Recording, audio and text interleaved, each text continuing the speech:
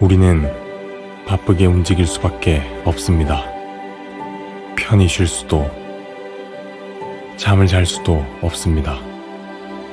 그러나 내일을 함께 꿈꿀 수 있다는 사실 하나는 약속할 수 있습니다. 그래서 우리는 위로가 됩니다. 때론 용기가 되고, 때론 정의가 되기도 합니다. 오늘도 희망을 품고 나아갈 수 있도록 대한민국 국민 모두의 꿈을 지키는 우리는 당신의 벗입니다. 우리 공화당.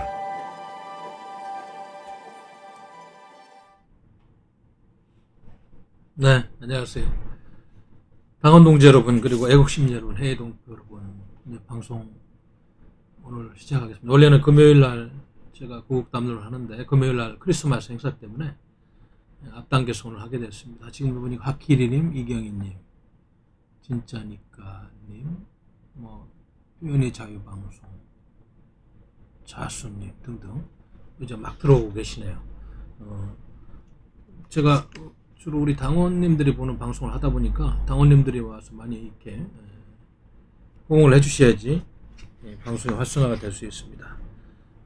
밖에서 방송할 때는 이렇게 짧게 끊어서 대중을 상대로 하는 방송하고 조금 차이가 있어요. 우리 아무래도 당원님들한테 주요 현안에 대해서 모자이크식입니다만 더 많은 정보를 드리려고 이렇게 하다 보니까 시간도 좀 길고 또 여러 가지 이슈를 다룬다는 점을 말씀을 드리겠습니다. 여러분들, 우리 당이 지금 대한민국 정당들 중에서 당원수가 당원수를 이렇게 따졌을 때 원내 의석수 말고 몇 등이라고 생각하세요? 저도 대충은 생각했습니다만 월요일날 우리 당 대표께서 하는 말씀을 들어보니까 우리 당이 이제 더불어민주당 그다음에 국민의힘에서 우리 공화당이 당원수 측면에서는 세 번째라는 이야기를 듣고 그 이해가 좀 된 게 바른미래당도 해체돼서 뿔뿔이 흩어지고 또 알다시피 과거 민생당이라든지 이런 당들도 다 틀어지고 지금 정의당은 당원수가 원래 우리보다 안 많은 걸로 이렇게 알고 있습니다. 그 말이 이해가 됩니다. 비록 우리가 원내 정당은 아니지만 이렇게 당원수에 있어서는 굉장히 큰 당이다. 그래서 당원들이 자긍심을 가지고 당원 배가 운동에 나서주는 게 좋겠습니다. 이렇게 말씀드리겠습니다. 며칠간 혹독한 추위가 오더니 또 어제부터는 조금 풀렸네요. 조금 풀렸습니다만 그래도 저녁 때는 체온을 유지해서 건강을 잘 관리해야 되는 이런 계절입니다. 오늘 제 방송 제목을 방역 실패마저 혹세무민하는 K방역 범죄 집단이다. 범죄 집단이라는 게 거창한 용어는 아니죠. 국민한테 정직하지 않고 국민을 속이면은 그게 범죄 행위죠. 더군다나 국민과 국가는 계약으로서 국민은 일정 기간 대의민주주의 틀 안에서 우리를 대신해서 좀 나라를 경영해달라고 일정 기간 투표를 통해서 많은 표를 얻은 집단한테 권력을 위임하는 겁니다. 일정 기간. 그리고 국민은 국가에 대한 도리를 다하죠. 납세도 하고 국방도 하고 여러 가지 의미를 다하면 서로가 사회 계약론에 의해서 이게 유지되는 겁니다. 그런데 그 권력을 위임받은 특정 집단이 국민을 기만하고 국민한테 솔직하지 못하고 국민을 이용하고 그러면 그게 범죄 집단이 되는 겁니다. 그래서 결국은 이제 헌법 위반 세력이 되는 거고 그것이 더 나가면 반국가 세력. 그거 한 수를 더 뜨면 이제 반역 집단이 되는 거예요. 그래서 우리가 항상 경계를 하고 비판하는 것은 그런 일이 있어서는 안 되겠죠. 그럼 나라가 붕괴되는 거니까. 그것이 이제 민주주의의 건강성이고 한 사회의 건강성인데 지금 우리나라는 제 방송을 통해서 누차 제가 분석을 해드렸습니다만 모든 것이 파괴돼 가고 있는 굉장히 안타까운 이런 형국입니다. 해외에 사는 교포분들은 제대로 된 정보를 객관적으로 또 해외에서 우리나라를 보면은 굉장한 걱정을 하지 않을 수가 없다. 이런 말씀을 드리겠어요. 뭐 평소에 이제 관심이 덜해서 생업에 종사하다 보니까 뭐 정확한 정보라든지 분석력이 덜해서 잘 못 볼 수도 있습니다만, 대한민국이 지금 파괴되는 속도는 우리 국민들이 생각하는 것보다 좀 빠르다. 이건 뭐 진보 정권이다, 좌파 정권이다 이런 문제가 아니고 헌법의 틀이 근본적으로 흔들리고 있다. 그리고 여러분들이 생각하는 그런 과거의 민주적인 시장경제 질서를 견인하는 그런 나라라기보다는 유사전체주의로 빨리 나라가 지금 급락하고 있다. 이런 말씀을 드리겠습니다. 대한민국님하고 정수민님, 신순옥님, 김현자님, 김남성님도 들어왔는데 많이들 들어와서 저의 발언에 대해서 좀 코멘트를 해주시기 바랍니다. 오늘도 제가 담론을 시작하기 전에 제 시를 하나 좀 소개할까 합니다. 이 책은 이제 통일된 한반도를 항해한다 해가지고, 이 책이 이제 제가 2012년 겨울에 12년 겨울입니까? 2000 아니죠? 이게 2000 출판연도가 책이 뭐 좀 정책 도서는 뭐 몇 권 안 되고 뭐 있습니다만은, 진짜 이게 참 2014년으로 돼 있구나. 그래서 2016년 2012년 이렇게 돼 있는데, 이 시는 지금 보니까 제가 이게 아마 16권 책 중에서 가장 최근에 쓴 책 같아요. 통일된 한반도를 항해한다 그래가지고, 이 책의 200페이지에 보면은 2012년 9월 12일 날 쓴 시 그리움이라는, 오늘은 조금 서정적인 시 한번 좀 낭독해 드릴까 합니다. 그리움이라는 시를 이렇게 써놨네요. 보니까 여기 책 여기 뭐 정치 시사 칼럼집은 여기 또 따로 소개해놨는데, 여기도 알다시피 정치 시를 만나 춤추다라는 시하고, 신부국강병론, 다시 새벽이 오게, 진정한 동북아의 균형자란, 또 이렇게 통일된 한반도를 항해한다 이렇게 해서 여기 책을 좀 소개하는 게 있는데, 이거는 제가 많이 글을 썼고 또 평론도 했습니다. 물론 뭐 제가 이렇게 큰 인물은 아닙니다만, 나름 진보 좌파적인 시각에서 활동하는 지식인들은 많았는데, 저처럼 정치학자로서 보수적인 시각에서 이렇게 담론을 전개하는 사람은 많지가 않아서 이런 것들을 기록으로 남기고 싶어서 이렇게 써왔는데, 오늘은 바로 그 16번째 제가 낸 책입니다. 통일된 한반도로 항해한다. 그 책에 200페이지에 수록된, 여기는 이제 컬럼하고 시를 섞어놨는데, 그 중에서 그리움이라는 시를 한번 내가 낭독해 드리도록 하겠습니다. 그리움. 사람의 마음이 평상심을 떠나 잠시 추억 속으로 걷다 보면 문득문득 그리움이 오지요. 분주한 문명으로 얼룩진 삶 속에서 평시에 잊고 살던 그 추억들. 가을이 오는 길목에선 그 그리움이 느껴지네요. 9월 12일 날 쓴 시니까 2012년도 벌써 8년 전입니다. 삶이 여름 내내 무성함을 다하고 이제는 땅속으로 가는 것을 서서히 준비하는 나뭇잎들을 보니 불현듯이, 그리고 아주 천천히 말로를 그리움이 밀려오네요. 아주 원천적인 곳을 향한 그리움이 강하게 밀려오네요.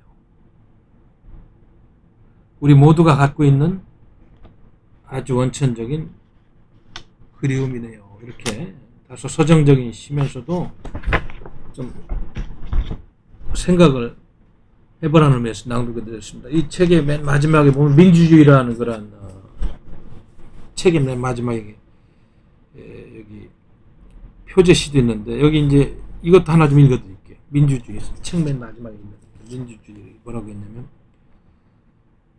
세상 사람들은 일만 열면 민주하지만 정작 현실은 비민주가 더 많고 편견과 이기심에 세상 문화가 더 많다. 민주의 참민주는 제대로 된 세상인데 관념론으로만은 이루어지지도 않고 관념과 현실이 잘 조화되어 만들어진다. 참민주는 국민 개개인의 주권이 보장되고 물질적인 기본권이 누구에게나 보장되는 정신적으로 아름다우면서도 물질적으로 풍요로운 그런 세상이다. 지금의 민주주의는 참으로 가는 과정이지만 방향성을 상실하면 이 현상에서 더 못 나가고 영원한 참민주주의는 어려울 수도 있다. 개개 국가와 개개인이 다 자유롭고 풍요와 다양성이 만나는 세상에서는 지금과 같은 갈등과 충고도 줄어들고 만개하는 봄꽃 같은 신사회가 올 것이다. 다소 희망 섞인 이야기를 했는데 이게 벌써 오래전 이야기잖아요. 지금 이게 10년 가까이 지난 일은 그때나 지금이나 참된 민주주의가 무엇인지 항상 고민해오고 있다는 걸 말씀드리고, 대한민국은 오히려 요즘 같은 세상을 보면 민주주의가 영민주화로 거꾸로 가고 퇴보하고 있다, 이런 이야기를 하지 않을 수가 없어요. 참 걱정되는 그런 시절입니다. 여러분도 똑같이 느끼고 계시죠? 특히 우리 해외 동포 여러분들은 한반도를 이렇게 쳐다보면서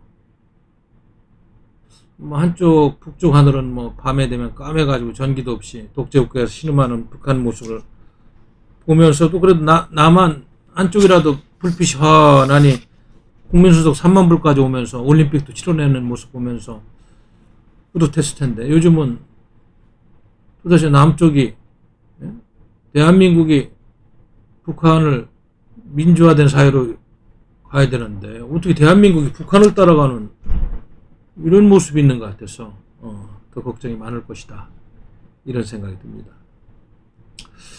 우리 국민 여러분, 아마 지난 며칠간은 속이 많이 상했을 거예요. 여러 가지 이슈가 있었습니다만은 여러 이슈들 중에서도 제가 보기에는 백신 확보 문제, 굉장한 분노하는 마음을 가진 국민들이 많았을 겁니다. 물론 관심 없는 국민들도 있었겠지만, 그래서 어제도 오부 요인들 초청해 놓고 문재인 씨가 그런 얘기를 했다고 그래요. 백신 개발국이 선 접종은 불가피하다. 당연히 백신 개발하는 나라 국민이 먼저 맞겠죠. 그러나 지금 발표되는 자료를 보면 그게 아니잖아요. 백신 개발하지 않은 나라들도 이미 많은 물량을 확보해서 국민들에게 접종을 시작했어요. 이런 이야기를 어떻게 할 수 있어요? 지금 연말에 접종을 시작하는 나라가 49개 이른다고 그래요. 40개. 어떻게 이런 이야기 쉽게 할 수 있는지 모르겠어요. 이거는 보통 문제가 아닙니다. 이게 단순한 보건정책의 문제가 아니고 국민의 생사가 걸린 문제예요. 안보 포탄 떨어지는데 대피소 안 만들어 놓고 민방위 대피훈련 안 해서 국민 생명 경시하는 거하고 다를 바가 없다. 어쨌든 문재인 씨가 청와대 회의 때 12차례나 백신 확보를 지시했다는데, 왜 그러면 지시한 것이 중요한 게 아니고 왜 챙겼어야죠. 그렇게 관심이 있었으면. 원희룡 지사가 비판을 했네요. 보니까 뭐라고 그랬어요? 리더는 책임을 지는 사람이다. 책임을 져야죠. 원희룡 씨가 그래서 문재인 씨를 비판했는데, 리더십이란 말을 하고 그것으로 끝내는 것이 아니고 성과를 내라고 말하는 것으로 리더의 책임이 끝난다면 초등학생도 대통령 할 수 있는 것이 아니냐. 리더십이란 자신의 책임과 권한을 위임하고 실행을 지휘해서 결과를 만들어내는 것이다. 결과가 없으면 그게 무슨 리더십이냐. 특히 대통령의 리더십은 책임이 막중한 만큼 권한을 위임하고 실행을 감독해서 결과를 파악하는 것이 본질이다. 그러면서 문재인 씨가 한 얘기에 대해서 근본적으로 비판하는 그런 말을 남겼습니다.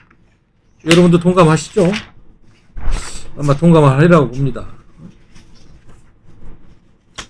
내년 이상월에 들어온다는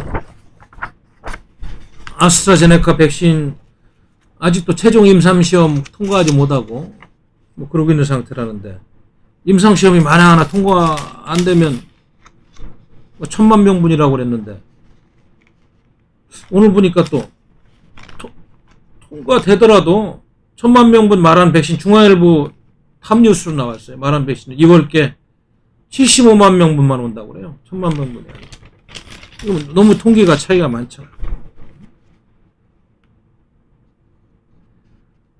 제가 이걸 국민들이 화내지 않을 수 없는 대목이에요. 지금 정부에서 계속 좀 정확한 통계를 국민한테 공개하지 않고 자기들 책임 모면하려고 입 바른 소리, 입에 발린 소리만 했잖아요. 몇 가지만 정부 행태를 보면 뭐라고 그랬어요. 그 한국 전체 인구의 70% 맞힐 물량이고,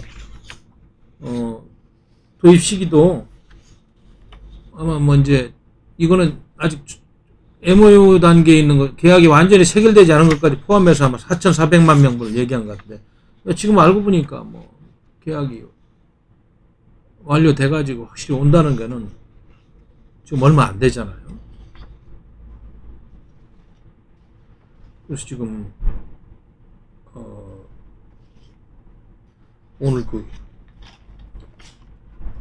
중앙일보에서 아주 도표까지 내가지고 이걸 아주 자세하게 보도를 했어요. 여기 이걸 좀 소개를 해드려야 되는데,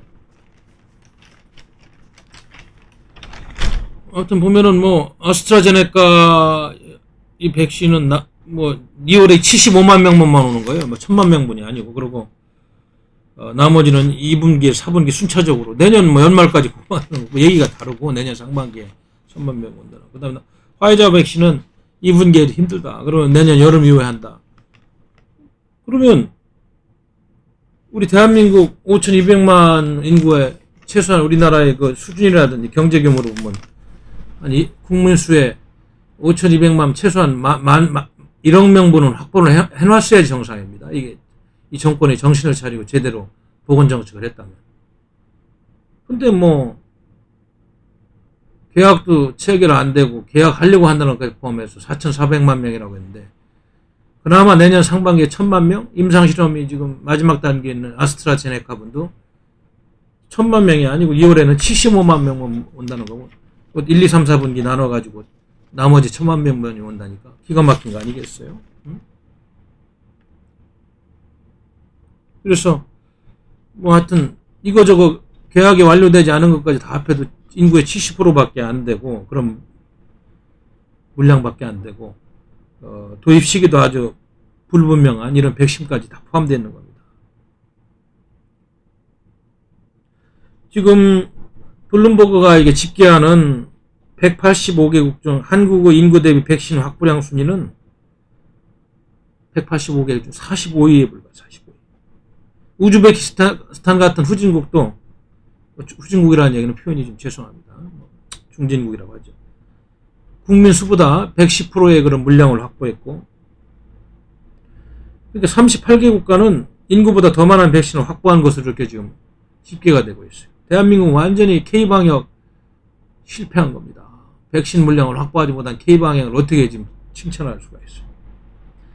반면에 한국은 네팔보다도 못해요. 네팔은 국민 수의 93%를 확보했고, 인도는 85%, 도미니카 공화국은 75%.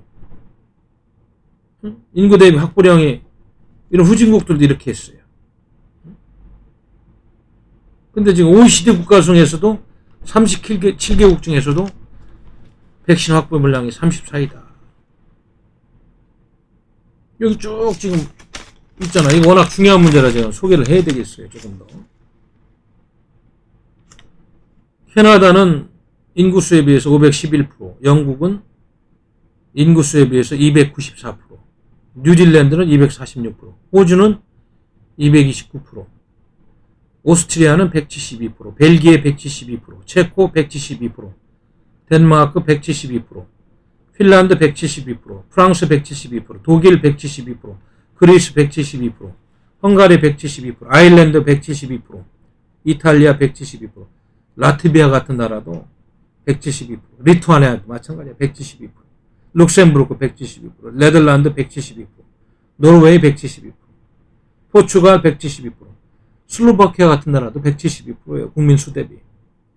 슬로베니아도 172%, 스페인도 172%, 스웨덴 172%, 미국 153%, 칠레도 139%를 확보했어요. 이스라엘 137%, 일본은 119%, 멕시코는 또 119%, 스위스는 97.5%. 이제 한국이 OECD 국가 중에서 34위입니다. 70.8% 확보했다. 이거 확보가 아니죠, 보니까. 지금 계약까지 체결되고 완료가 돼야 되는데, 하여튼 뭐 정보 발표는 그렇습니다. 이거 이러면서 어떻게 K 방역을 잘했다고 참 이야기할 수 있는 건지, 우리 어떻게 생각하십니까? 박능우 보건복지부 장관이 제가 기억하기로는 지난달에 화이자나 모더나가 뭐 계약을 제초한다고 이렇게 호언장담한 사실도 우리 국민들 알고 있을 겁니다. 정부가 이걸 청와대가 나서서 국민한테 사과해야 돼요. 국민 생존권에 대한 아주 무책임한 보건정책이에요. 지난 12월 18일 날은 물건이 없더라 이랬다가 12월 20일 날은 생각을 못했다. 12월 21일 날 믿어달라. 이거 뭐 정부의 관료들이 하는 말에, 이거 국민을 졸로 보지 않으면 이거 뭐 하는 사람들인지 모르겠어요. 네? 어떻게 이래놓고 K방역을 자랑합니까? 네? 뭐 또 문재인 정부는 해외 백신보다도 국내 개발을 강조하고 말이죠. 뭐 가망성도 없는데 개발하면 얼마나 좋겠어요. 미국이나 영국, 캐나다 이런 나라는 대통령이 직접 나서가지고 백신 확보를 종력지휘하고 책임을 지는데 내가 몇 번 이야기했냐고 말해. 질책이나 하고. 챙기지 않은 사람 잘못 아니에요? 누구 책임지겠어요? 이건 다 대통령 책임이지. 백신 생산하지 않은 싱가포르, 이스라엘도 백신 맞잖아요. 이스라엘은 백신 확보하려고 정보기관까지 총동원돼서 국민 생명권을 보장했는데, 도대체 생산국 구성이라는 문재인 씨의 말은 누구를 향해서 하는 말이에요? 홍보성 멘트입니까? 국민을 우롱하는 겁니까? K방역 자랑하다가 백신 확보에 완전히 실패한 공무원들 면책 따지다가 결정 과정도 느려지고, 이거 완전히 실패한 백신 정책이에요. 누가 책임질 겁니까? 내년부터 국민들 죽어나가는 숫자 늘어나면 누가 책임질 거예요? 그렇지 않아도 민생 폭탄 때문에 밤잠 못 이루고 고달픈 인생인데, 이 코로나 폭탄 백신 확보 못 해가지고 계속 맞아야 됩니까, 국민들이? 이 정부 이거 큰일 났다는 이야기야.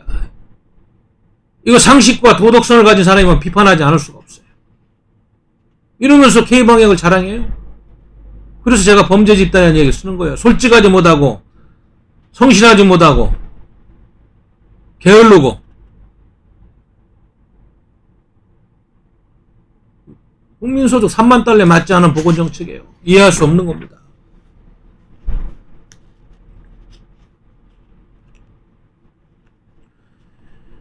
더군다나 연말에 접종이 시작돼야 된다는 애가 40개국이라는데 우리나라는 내년 2월 돼야지. 그것도 뭐 75만 명분이만 아스트라제네가 들어온다는데 이거 얼마나 큰 차이냐 이거야.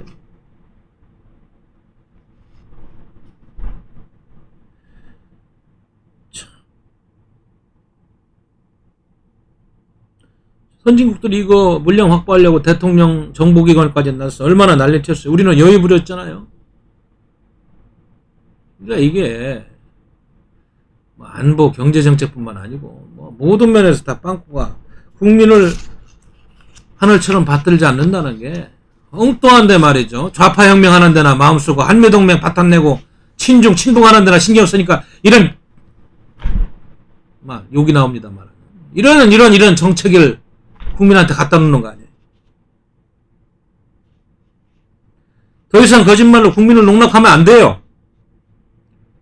보건복지부 말이야 담당 국장 말이야 차관들 응? 일본에 비해 안 넣는다 망언하다 일본은 110% 이상 확보해가지고 국민들을 안심시켜주고 있잖아요.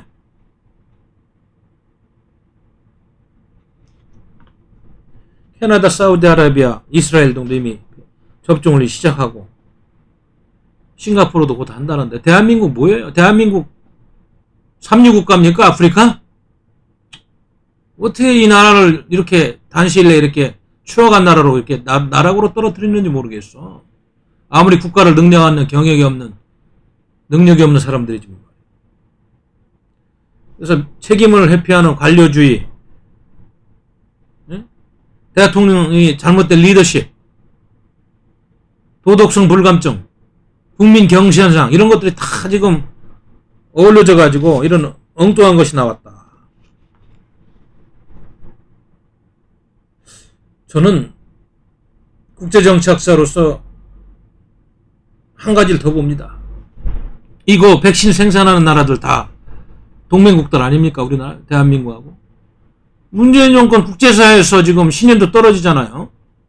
보편적인 인류 이념 문제에 대해서 외면하고 한미동맹 국권이 하기보다는 친중 노선으로 가고 이런 정부한테 뭐 잘해줄 리가 있습니까? 저는 그런 것도 영향이 크다고 봅니다. 그러니까 이 한두 가지가 엮여 있는 게 아니에요.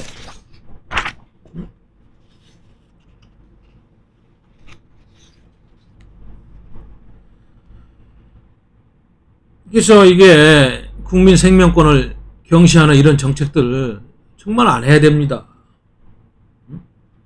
오늘도 제가 이런 것들이 계속 반복되고 국제사회에서까지 문재인 정부에 대한 신뢰성이 추락이 되니까 백신 확보에도 영향을 준다. 이걸 여러분들이 알아야 돼요.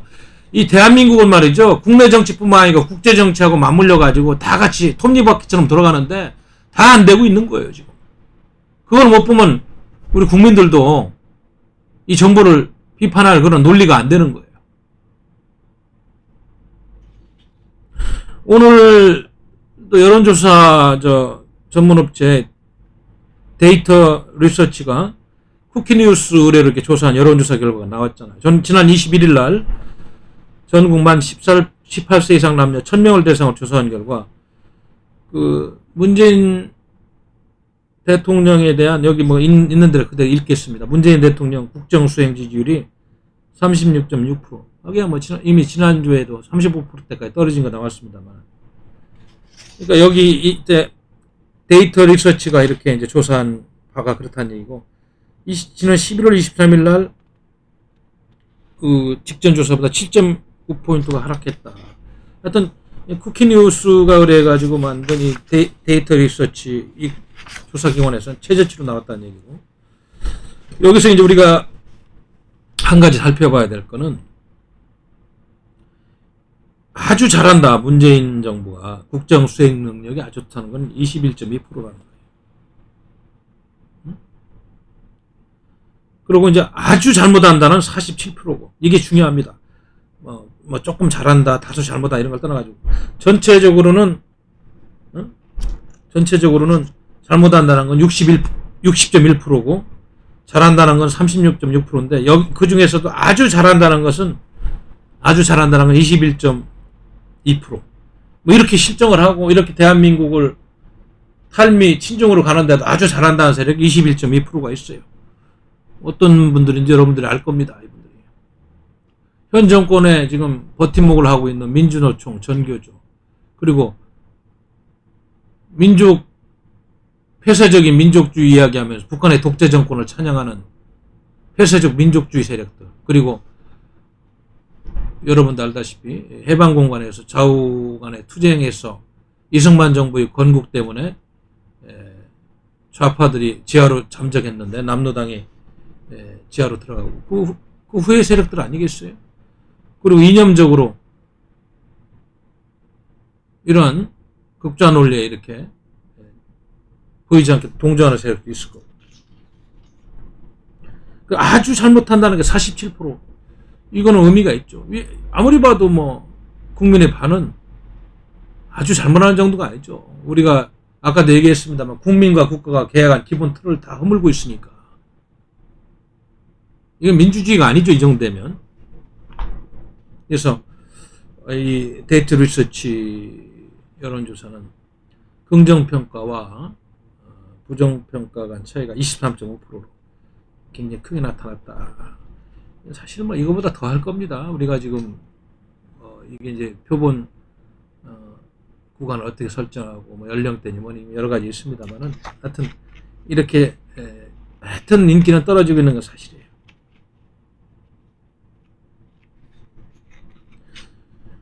그런데도 경제도 잘 되고 있고 뭐 실업률도 많이 줄어들었다고 이렇게 국민들한테 계속 이야기할 건지 묻지 않을 수가 없습니다.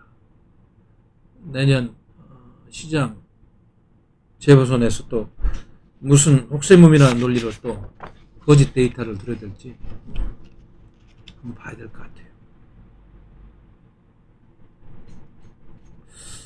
이 백신 문제는 간단한 문제가 아닙니다. 그냥 뭐 백신 확보하고 하는 이 자체를 떠나가지고 이거는 정말로 국민들이 국가에 세금을 내고 국가에 대한 의무를 다 내면서 국가가 가장 기본적으로 국민의 생명권을 지켜주는 그런 계약 관계가 국민이 이임한 세력들로 인해서 배신당하고 있는 이임한 세력들이 성실하지 못하고 무능력해가지고 국민들에게 피해를 주는 합의된 틀이 깨지는 아주 이게 굉장히 중요한 문제다. 이런 것들이 탄핵감이에요. 다른 게 탄핵감이 아니에요. 국정농단, 직무유기 이런 게 뭐 거창한 게 아니잖아요. 국민 생명하고 직결되는 거를 거짓으로 이야기하고 국민을 기만했다면 그거 이상 큰 죄가 있겠습니까, 여러분?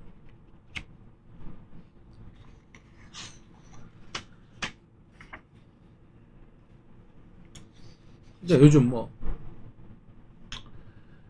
지난번에 통과된 법들 정기국회에서 정말로 우리 국민들이 알지 못하는 사이에 엄청난 법들이 다 통과됐습니다만 또 어제 오늘 언론을 통해서 보도되는 거 보니까 무슨 진성준 의원인가요? 그분 민주당 그분이 뭐 그분하고 열 몇 명이 발의를 준비하고 있는 1가구 1주택법이 있다고 그래요. 이거는 진짜로 뭐 주택을 여러 채 소유하면 세금은 많이 물리는 거 봐서 전 세계에서 딱 이렇게 법을 정해가지고 한 가구당 한 주택을 가지라고 하는 것이 시장 경제가 맞는 건지 뭐 이런 것부터 해가지고 참 기가 막힌 일들이 많이 진행되고 있어요. 이제 경제계에서는 그 지난번에 뭐 경제 3법, 노동 3법 뭐 등등 해서 뭐 엄청난 옥죄 있는 법들을 통과시키더니 중대재해처벌법은 도저히 안 되겠다고 들고 일어섰는데 통과시키지 않겠어요? 언제 뭐 눈치 봤습니까? 좌파 혁명을 한다고 생각하는 사람들 같아요. 그냥 막 밀어붙이니까. 지난번 정기국회 때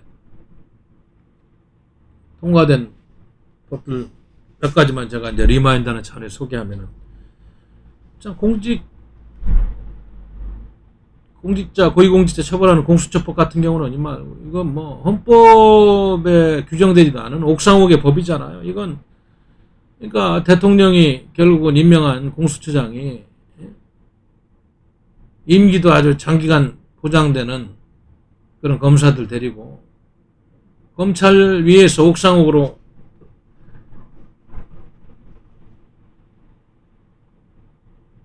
권력 게이트 수사하는 거 가져오라고 해서 뭉갤 수도 있는 그러니까 정권 수호대 정권 경호대 역할을 하는 공수처법도 해가지고 간첩 안 잡는 국가정보 이거 참 기가 막힙니다. 그리고 북한에 대한 찬양 고문을 처벌하는 조항을 삭제했어요. 이덕단체의 구성과 이적 표현물의 제작 반포를 합법화하여 반국가 활동을 주장하는 그런 이적 표현물의 제작 반포를 과거에는 절대로 허용할 수 없어서 그냥 국가보안법으로 다 규제했는데 그것까지도 이제 풀어놓겠다는 그래서 국가보안법 개정안도 통과됐죠. 대북전단 금지법 난리가 났어요. 이것 때문에. 대한민국 헌법의 표현의 자유뿐만 아니고 국제사회 인권 규약과도 어긋나는 북한 동포의 알 권리를 차단하고 독재 정권을 도와주는 남북 교류협력 개정안, 다른 말로 하면 전단 금지법이라고 할 수 있는데 이건 난리가 났어요. 그래서 미국의 그 초당적인 인권기구 렌토스 인권위원회라고 있습니다. 거기서 내년 1월에 지금 청문회 하려고 청문회를 준비하고 있어요. 대한민국이 지금 민주주의 국가 아니고 무슨 전체주의 국가로 이렇게 국제사회에서 낙인 찍히는 대표적인 법안이 돼 있어요. 토마스 오헤나 칸타나 유엔의 북한인권 특별고공안 우리 정부에 지금 제고해 줄 것을 요청했는데 강경화 외교부 장관 통일부 이상한 논리로 더 우스운 나라 만들고 있어요. 더 우스운 나라.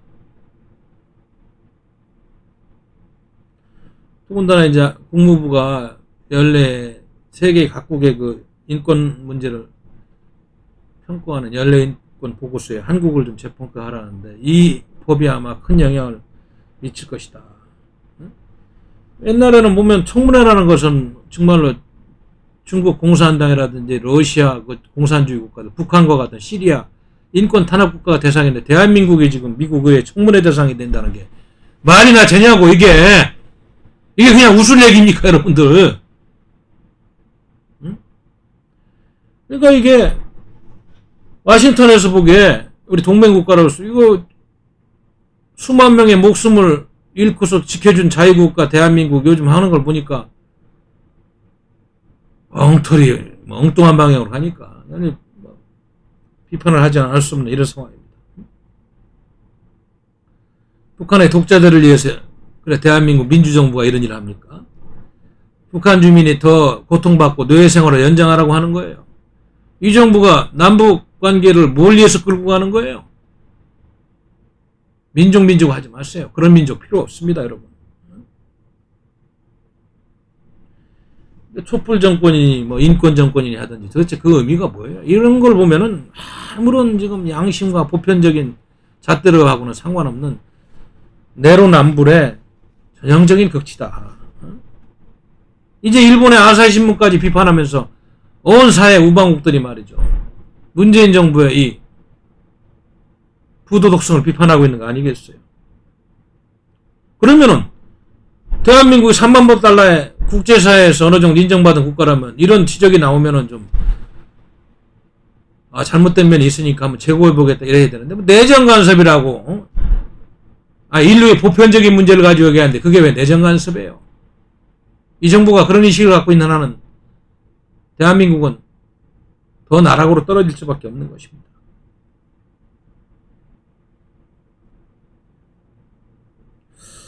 대한민국이 삼류국가가 되고 있는 게 사실 같아요.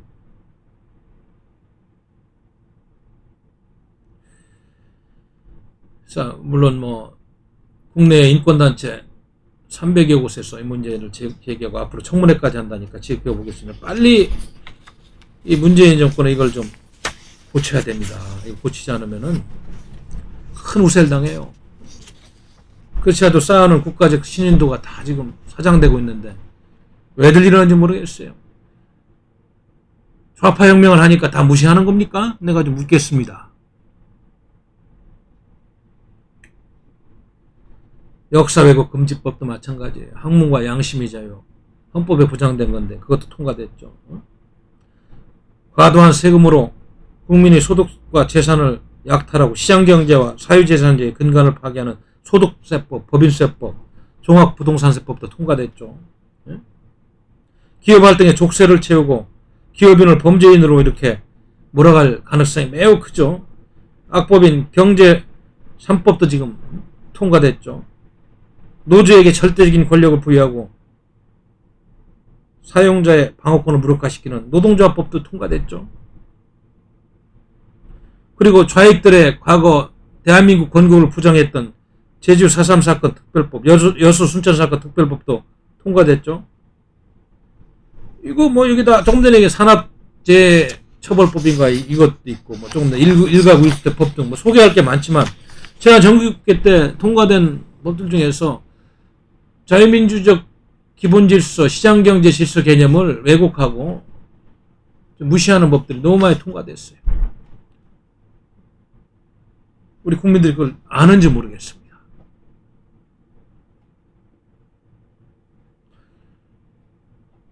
이게 이제 한미동맹이 파괴된다 하고 그래도 우리 국민들이 아마 피부로, 아직은 이제 평택의 주한미군이 주둔하다 보니까 피부로 그렇게 못 느낄 수도 있어요. 근데 그 느껴야 될 하나의 사례를 제가 또 소개해 드릴까요?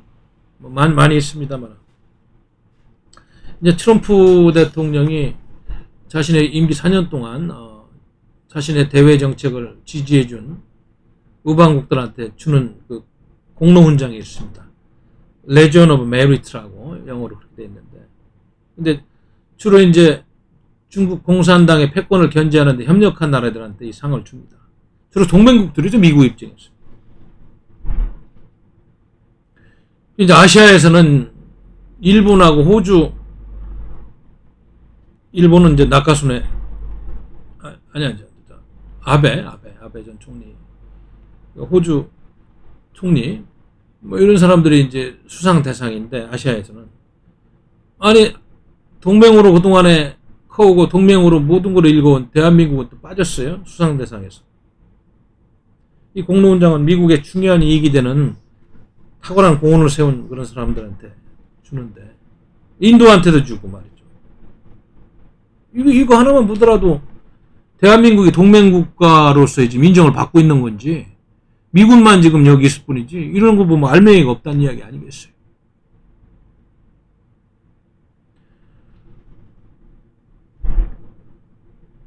미국에서, 국무성에서, 국방성에서 그렇게 많은 주문을 해도 답도 안 하고, 사드 문제부터 해서, 클린 네트워크 문제부터 해서, 중국 공산당 견제하는 쿼드 문제부터 해서, 중거리 미사일 배치 문제부터 해서, 이렇게 해도 중국 공산당 눈치 보느라고, 북한 눈치 보느라고 답이 없는 정권이야. 왜? 속내는 이미 친중으로 하고 싶은데, 종북으로 하고 싶고, 탈미하고, 답이 있을 수가 없죠.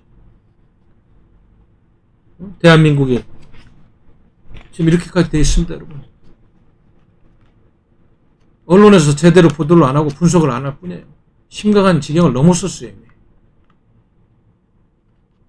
오늘도 제가 미국에서 나온 최근에 보고서 하나 봤는데, 이 보고서가 미국 국제전략문제연구소에서 나온 겁니다.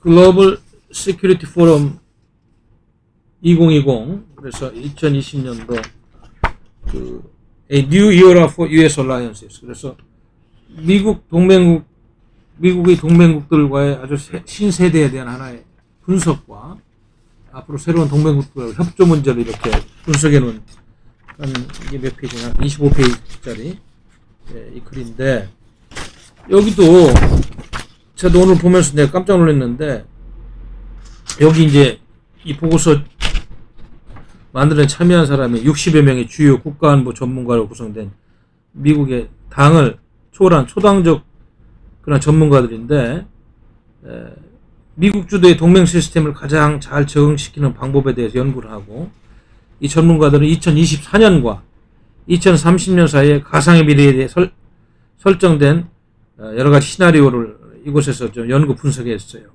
그래서 미래 동맹의 결속력, 역량 및 역량을 강하게 취할 수 있는 그런 정책적 권고도 하고 있는데, 여기서 보면은 미국 동맹의 새로운 시대라는 주제로 이제 이거를 준비하고 있는데, 특히 그 결론 부분에서 또 한 가지 좀 제가 걱정했던 걸 발견했던 게, 그래서 conclusion on evolving future alliance system.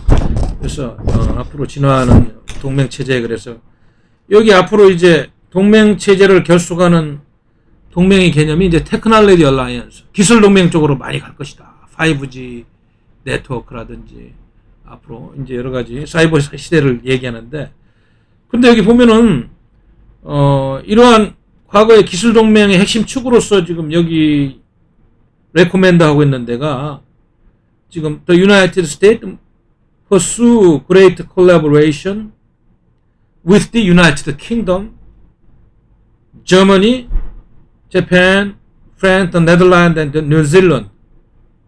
보면은 앞으로 그런 핵심적인 기술동맹의 축으로서 말이죠. 영국, 독일, 일본, 프랑스, 네덜란드, 그 다음 뉴질랜드.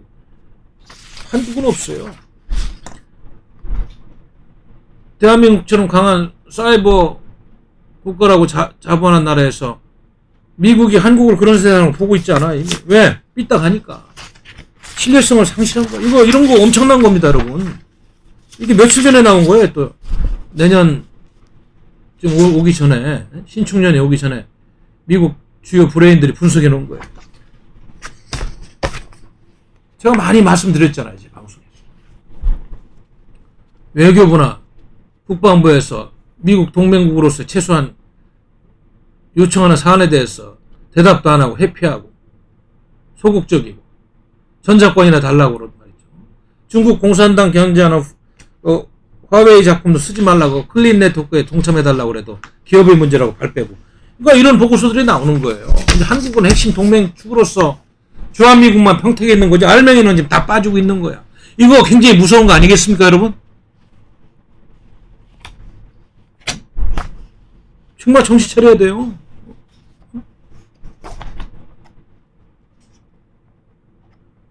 대한민국은 왜 번영과 보편적인 이념과 민주와 인권을 보장된 동맹국가하고 같이 가야지. 아직도 선거도 안 하고 물론 뭐 시장경제를 어느 정도 도입했습니다만은 일당 독재로 하고 있는 중국하고 왜 가까이 가려고 하냐고. 이 집권 세력이. 국민이 그런 계약을 해준 적이 없어요. 헌법 테두리 내에서 정치를 하라고 했지. 그 자체가 잘못된 거 아닙니까, 여러분?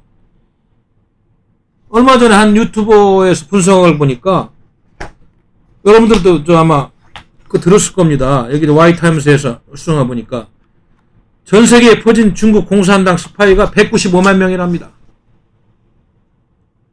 네? 이들이 지금 주요 선진국에서 중국의 이익을 내어 가지고 탄압 스파이 노릇하고 각종 간첩 활동을 통해 가지고 중국의 패권 전략을 지금 구가하는 그런 세력으로 있다고 그러고, 영국의 하원 의원은 30여 명이 지금 긴급 보고서를 내가지고 중국의 이런 문제에 대해서 영국에서도 좀 긴급하게 대처를 해야 되겠다. 이런 지경까지 왔어요. 왜냐면 지난 13일 날 영국 일간지 데일리 메일에서 보도를 하나 한 게 있습니다. 이 보도 내용을 보니까 제목이 보니까 전 세계에 진출해 있는 중국 공산당 연계 195만 명의 이름, 생년월일, 출신, 민족 등에 출된 데이터베이스에서 이 중국을 위해서 암약하는 여러 가지 정보들을 지금 이 영국 일간지 데일리 메일이 보도하면서 충격을 주고 있는 거예요. 중국을 위해 일하고 있다는 그런 보고가 나온 거예요. 심지어는 뭐 상하이 주재 영국 영사관에서 고위직으로 근무하고 있는 자도 그 명단에 있고, 미국은 얘기할 것도 없고, 휴스턴 영사관 지금 지난번에 폐쇄하고 그랬는데, 어디 뭐 대학, 연구소, 금융권 뭐 그러고 뭐 심지어는 정보기관까지 연계돼 있다 이런 이야기 나오고. 그러니까 영국의 하원이 깜짝 놀래가지고 30명이 긴급증 대책을 마련해 이렇게 나왔어요. 미국은 올해 말이죠. 폼페이오 장관이라든지 크루스프레이, FBI 국장 이미 중국 공산당 봉쇄 선언하고 지금 간첩 잡고 색출하고 뭐 축출하고 비자 제한하고 막 전면적인 지금 조치에 들어갔잖아요. 미국에서는 올해 들어서만 지난 9월까지 14명의 중국인들이 간첩 혐의로 기소되고 많은 지금 조사를 벌이고 있다 이런 보도도 있었고, 그리고 좀 트럼프 행정부가 특히 중국 공산당원 가족들의 미국 방문 비자 유효 기간을 한 달로 제한하고, 중국 공산당은 9,200만 명하고 가족까지 포함하면 약 2억 7천만 명이 이렇게 비자 제한 조치를 받는 조치까지 나올 정도로 미국은 중국 공산당을 지금 봉쇄하고 있는 겁니다. 그래서 비자 기한이 한 달로 줄고 한 차례만 미국 방문이 허용되는 걸로 완전히 지금 2억 7천만 중국 핵심 세력들을 견제하기 시작했다. 그래서 지난번에 미국의 국가안보국장인 존 레드클리프도 그랬잖아요. 민주주의와 자유의 가장 큰 위협이 중국이다. 2차 대전 이후에. 경제적으로, 군사적으로, 기술적으로 미국의 패권을 지키고 지금 지배하려고 중국이 수단과 방법을 가리지 않고 있다. 그리고 치밀하게 각국에서 공작을 하고 있다.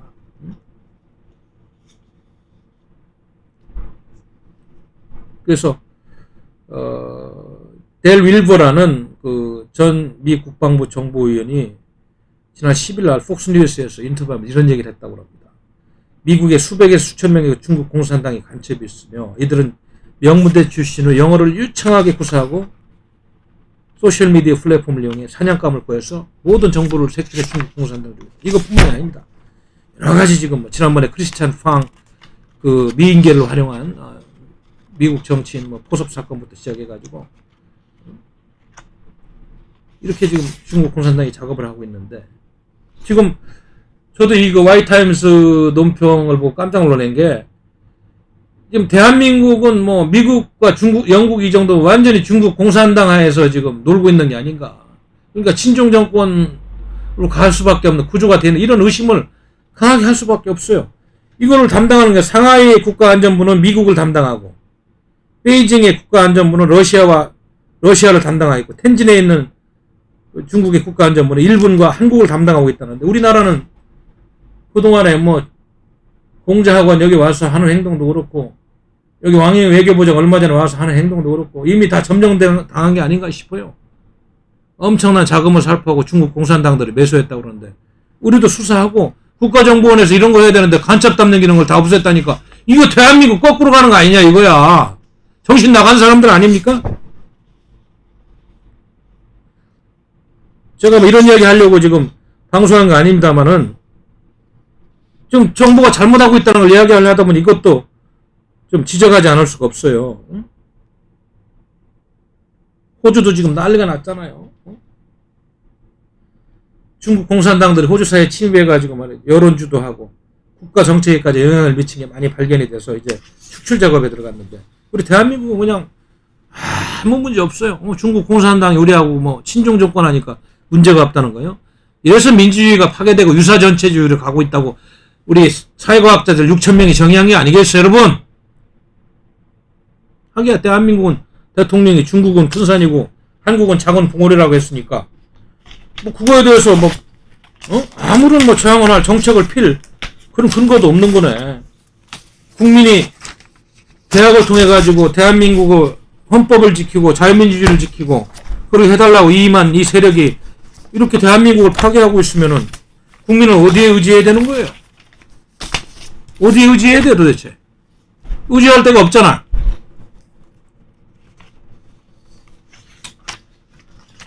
아이고 뭐 얘기하다 보니까 또 제가 목소리가 높아졌는데 하도 기가 막히다 보니까 이렇게 큰 소리를 좀 안 낼 수가 없었습니다. 우리 당원 동지 여러분, 아무튼 시절이 하수상하네요. 제가 며칠 전에 뭐 코로나입니다만은 과거 2012년도 대통령 선거 때 우리 박근혜 대통령 중앙당 대통령 선거대책위원회 그 당시 대협력 특보 그 특보단 이주영 전 장관 특보단장하고 그때 뭐 조은희 서초구청장 등등 우리 고위직 출신들하고 같이 대협력 특보단이 그때 구성돼서 선거를 도왔는데 최초에 우리 이주영 특보단장으로 그분들 몇 분 1년 만에 만나서 이런저런 시국담을 나눠보는데 정말 이 탄핵이라는 게 이게 대한민국 역사를 얼마나 후퇴시키고 자유민주주의를 파괴하는 그런 분기점이 됐는데 심각한 의견들을 교환했어요. 이 좌파들의 그런 주도 면밀한 권력기획 창탈과 개인적으로 손하다고 그래 국가를 이렇게 파괴하는데 동참한 탄핵 역적들 62놈들의 농간으로 나라가 이렇게 파괴된 거 아닙니까? 어떻게 되돌릴 겁니까? 되돌릴 수 있을지도 참 난감한 거예요. 되돌리려면 우군이 있어야 되고 국민들의 의식이 살아가지고 이걸 어떻게든 지키겠다는 전선이 형성돼야 되는데 야당은 없는 거나 마찬가지고 아니 저런 국민의힘 같은 당을 누가 야당이라고 하겠어요. 되지도 않을 선거나 가지고 떠들고 있고 언론에 말장난에 놀아나고 있고 말이죠. 국민 백신 문제도 내가 오늘 분석했습니다. 이거 하나만 가지고 따지고 달라붙어도 전국에 반전을 기할 텐데 남 얘기야 남 얘기 야당이. 예?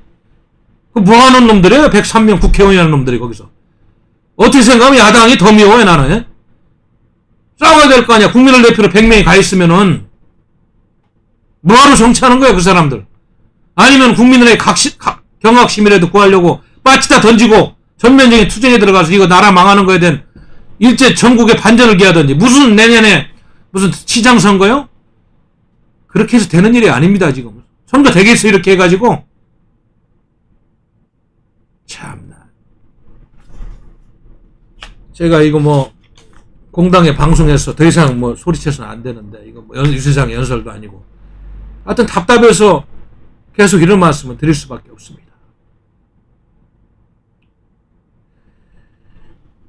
우리 공화당은 하여튼 당원 수에서 1당 2당이 있습니다만 우리가 제도권에 있는 정당은 원내 정당은 아닙니다만 그래도 우리 수십만 당원들이 똘똘 뭉쳐가지고 어떤 이런 망국의 현실 앞에서 일제시대 때 독립운동가들이 어떻게 싸우고 비문화 마음을 가지고 나라를 구했는가를 생각하면서 다각적으로 국내에서 투쟁이 안 되면 국외에서라도 외교적이라도 전개할 수 있는 여러 가지를 생각하면서 이 망국의 현실에 대해서 정말 현실감 있게 대동단결하고 조그만 애국심은 내려놓고 큰 걸 보면서 좀 나아가는 그런 당이 돼야 될 것 같습니다. 지금 우리가 이 상태로 이제 지난 시간에도 분석을 했습니다만은 이렇게 그냥 설마 하고 뭐 야당 같지도 야당 믿을 것도 없습니다만은 국민들도 남일처럼 이러다 조금 더 가서 이제 헌법 개정되고 뭐 이상한 나라 된 다음에 땅을 치고 총구한들 무슨 의미가 있겠어요. 그래서 참 답답하고 우리가 지난 4.15 총선에서 한 20석만 만들었어도 이렇게 답답하지는 않을 거예요. 몰라던 국민들도 우리를 몰라준 국민들도 좀 안타깝다는 생각이 들고 또 당에 왔다가 뭐 보수도 아닌 사람들 말이죠. 왔다가 나간 사람들 생각해도 안타깝고 여러 가지 뭐 생각이 많이 듭니다. 그러나 올 한 해 우리가 얼마 안 남았습니다만은 잘 마무리하고 전략을 가다놓고 다가오는 새해에 또 우리가 새로운 전국을 맞아서 어떻게 투쟁해서 이 나라를 찾을 것인지 많은 고민을 해야 될 것 같습니다. 감사합니다. 우리는 바쁘게 움직일 수밖에 없습니다. 편히 쉴 수도, 잠을 잘 수도 없습니다. 그러나 내일을 함께 꿈꿀 수 있다는 사실 하나는 약속할 수 있습니다. 그래서 우리는 위로가 됩니다. 때론 용기가 되고, 때론 정의가 되기도 합니다. 오늘도 희망을 품고 나아갈 수 있도록 대한민국 국민 모두의 꿈을 지키는 우리는 당신의 벗입니다. 우리 공화당